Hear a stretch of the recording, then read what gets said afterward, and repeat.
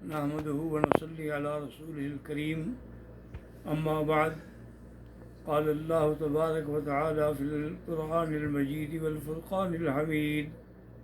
أعوذ بالله من الشيطان الرجيم بسم الله الرحمن الرحيم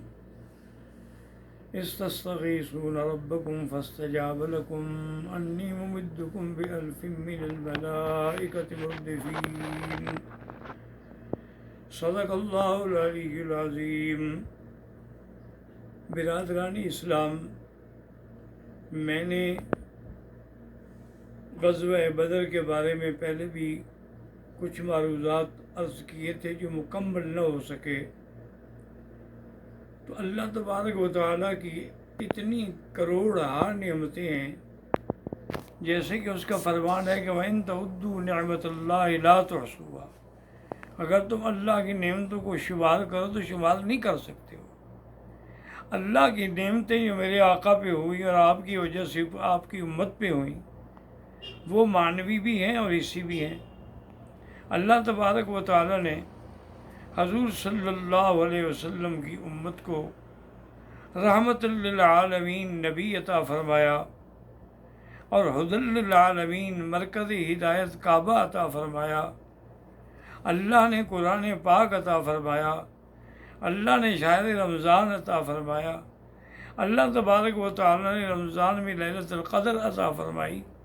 کہ ایک رات 1000 مہینوں سے زیادہ بہتر ہے۔ اللہ تبارک و تعالیٰ نے پھر آپ کو صیام و قیام عطا فرمایا، اللہ تبارک و تعالیٰ نے آپ کو صلاۃ تہجد عطا فرمائی، اللہ تبارک و تعالیٰ نے آپ کو اعتکاف کی نعمتوں سے نوازا۔ یہ تمام نعمتیں جو ہیں شمار بھی ہم نہیں کر سکتے ہیں اور اس کا ہم حق بھی ادا نہیں کر سکتے ہیں،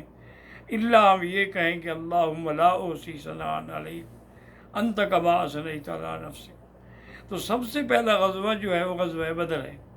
اسی لیے اس کا نام یوم الفرقان بھی ہے۔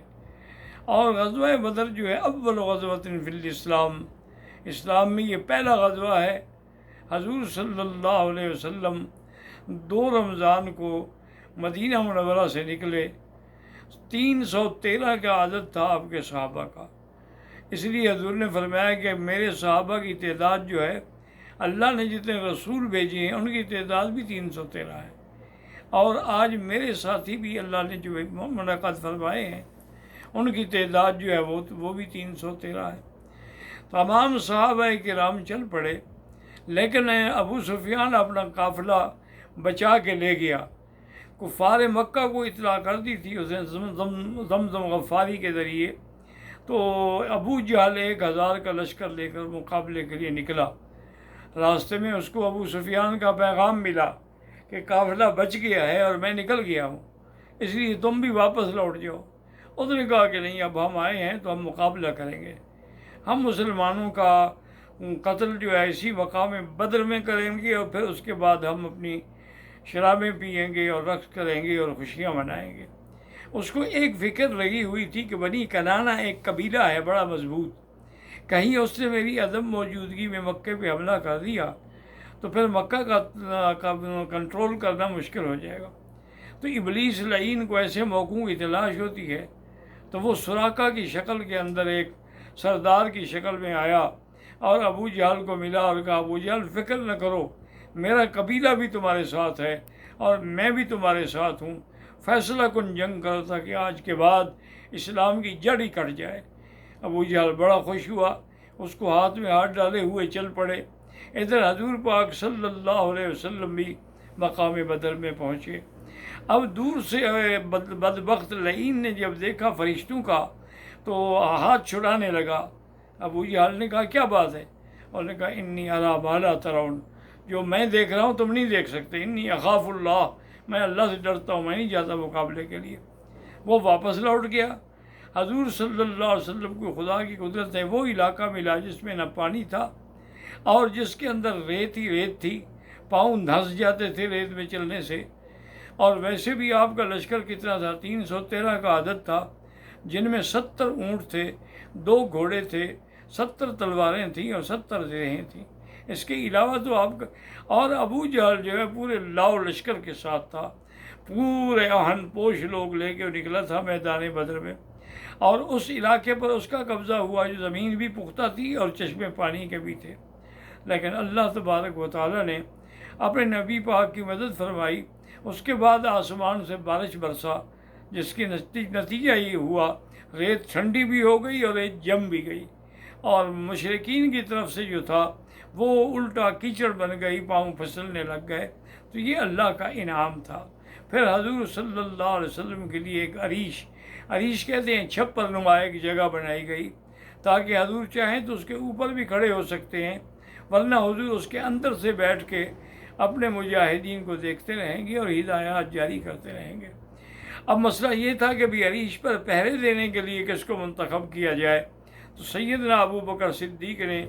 تمام صحابہ سے کہا کہ یہ کام میں کروں گا، اور آپ تلوار پکڑ کے عریش کے دروازے پہ آ کے کھڑے ہو گئے پہرا دینے کے لیے۔ حضور صلی اللہ علیہ وسلم دیکھ رہے ہیں اور دعائیں مانگ رہے ہیں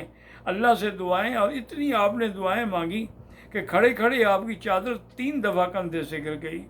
اور اللہ تبارک و تعالیٰ سے حضور نے دعا کہ اللہم انجزنی ما وعدتنی، اللہم انجزنی ما وعدتنی، اللہم ان تہلک ہذہ العصابۃ لا تعبد، کہ یا اللہ میری ایک چھوٹی سی جماعت ہے، اگر یہ بھی ہلاک ہو گئی تو پھر تیرا نام لیوا بھی دنیا میں کوئی باقی نہیں رہے گا۔ حضور اور یہ جنگ بدر کا عجیب موقع ہے، آپ سوچ نہیں سکتے، یعنی بھائی کے مقابلے، حضرت علی کے مقابلے پہ عقیل ہیں، حضرت حمزہ کے مقابلے پہ عباس ہیں، حضرت حضرت ابو بکر کے مقابلے پہ ان کا بیٹا عبد الرحمن ہے، یعنی باپ بیٹا بھائی کے مقابلے پہ کھڑا ہوا ہے۔ اور اس کے بعد یہ ہے کہ حضور صلی اللہ علیہ وسلم دعائیں مانگتے ہوئے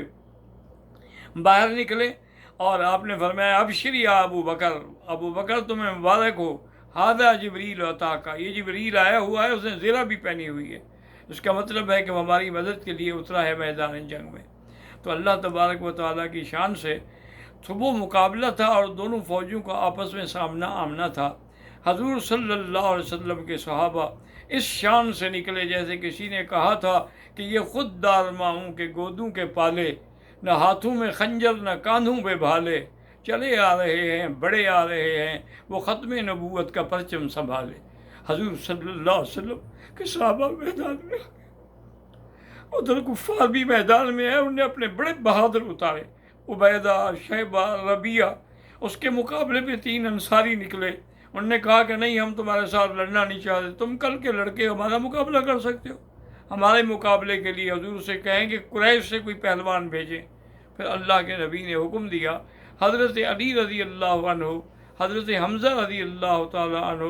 حضرت عمر جو تھے وہ مقابلے پہ نکلے۔ جب وہ سامنے آئے حضرت علی نے پہلے وار میں اس کی گردن اڑا دی، حضرت حمزہ نے بھی دوسرے وار میں اس کی گردن اڑا دی، تیسرا جو تھا وہ زخمی بھی ہوا اور اسے زخمی بھی کیا، اور اس کے بعد پھر گھمسان کی جنگ شروع ہو گئی، گتھم گھتا ہو گئے، اور حضور پڑھ رہے تھے سیہزم الجمع ویولون الدبر، یہ لشکر جو ہے شکست کھائے گا اور پیٹھ دیکھ کے بھاگے گا، اور حضور یہ بھی فرما رہے تھے کہ مسرع فلان بہذا، اس جگہ پر فلاں کافر پڑا ہوگا، اس جگہ پر فلاں کافر پڑا ہوگا، اس جگہ پر فلاں کافر پڑا ہوگا۔ صحابہ کہتے ہیں ہم حیران تھے کہ میں ایک مشرک کے پیچھے بھاگ رہا تھا کہ میں نے آواز سنی، اس نے کہا ہیزوم مارو اس کو کوڑا، تو ہیزوم نے کوڑا مارا، وہ کوڑا لگا وہ گر گیا۔ میں حیران ہوں ہیزوم کون ہے، کہاں ہے؟ اس کے بعد میں دوسرے کافر کے پیچھے دوڑا، میں نے ابھی تلوار اس کی گردن تک نہیں پہنچی کہ اس کی گردن کٹ کے دور جا پڑی۔ اللہ کے فرشتے بھی میدان میں آ چکے تھے، اللہ تبارک و تعالیٰ کی مدد بھی اس کے اندر شامل حال ہو گئی تھی۔ اس لیے الحمدللہ اللہ تعالیٰ نے مسلمانوں کو ایسی عظیم فتح عطا فرمائی کہ کفار کے 70 لوگ مارے گئے، اور کفار کے 70 بڑے بڑے سردار قید ہوئے، ان میں ابو جہل جو ہے وہ بھی مارا گیا۔ حضور نے جب ابو جہل کو دیکھا تھا تو اللہ سے خاص دعا کی، اللہم لا تفلتن عدو اللہ ابو جہل، یا اللہ آج ابو جہل نہ بچ جائے۔ ابو جہل فرعون هذه الامہ، میری امت کا وہ فرعون ہے، وہ بھی قتل ہوا، لیکن اس میں کچھ رمق باقی تھی۔ جب حضرت عبداللہ نے مسعود پہنچے ہیں تو آپ نے فرمایا ہاں حل رأیت ما وعد اللہ علی ما رسولہ، تمہیں آج پتہ لگ گیا اللہ نے جو رسول سے وعدہ فرمایا تھا وہ سچا ہے؟ کہنے لگا کیا ہے، ایک بندہ مر گیا، کون سا؟ تم نے مکہ فتح کر لیا ہے۔ اور حضرت عبداللہ مسعود نے تلوار نکالنی چاہی تو اس وقت بھی وہ بدبخت کہتا ہے کہ یا راعی الغنم، اے بکریوں کے چرواہے، تیری تلوار سے میری گردن نہیں کٹے گی، میری تلوار نکال لے اور میری گردن نیچے سے کاٹنا تاکہ پتہ لگے کہ یہ سردار کی گردن ہے۔ اس لیے علماء نے لکھا ہے کہ ابو جہل جو ہے وہ فرعون سے بھی زیادہ شدید تھا۔ فرعون تو ایک ڈبکی کھانے کے بعد ہی مان لے آیا، یہ مر بھی رہا ہے، گردن بھی کٹوا رہا ہے، لیکن غرور قائم ہے کہ میری گردن نیچے سے کاٹنا، اور اللہ کے نبی کو بھی جا کے میرا پیغام دے دینا کہ مجھے جتنی آپ سے پہلے دشمنی تھی آج اس سے بھی زیادہ دشمنی ہے، میں آپ کی دشمنی لے کر ہی جا رہا ہوں۔ پھر اب حضرت عبداللہ مسعود نے اس کی گردن کاٹی اور اس کے سر میں رسی باندھی، چونکہ اٹھا نہیں سکتے تھے، اتنا بڑا سر تھا ان کا۔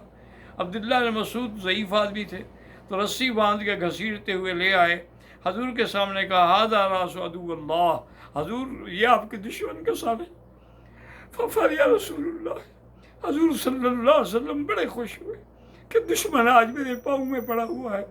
اسی طرح پھر حضور نے حکم دیا، ابھی کافروں کو تو ہوش نہیں ہے، ان کی ساری لاشیں اٹھا کے قلیب بدر میں پھینکی جائیں کنویں میں، تو اس قلیب بدر میں پھینکی گئیں۔ اللہ کی شان یہ ہے، حضور صلی اللہ علیہ وسلم کے صحابہ بھی 14 شہید ہوئے، جن میں 6 انصاری تھے اور 8 مہاجرین تھے، جن کی قبریں آج بھی جنگ مقام بدر میں محفوظ ہیں۔ تو اللہ تعالیٰ نے اس علاقے کو چن لیا ہے،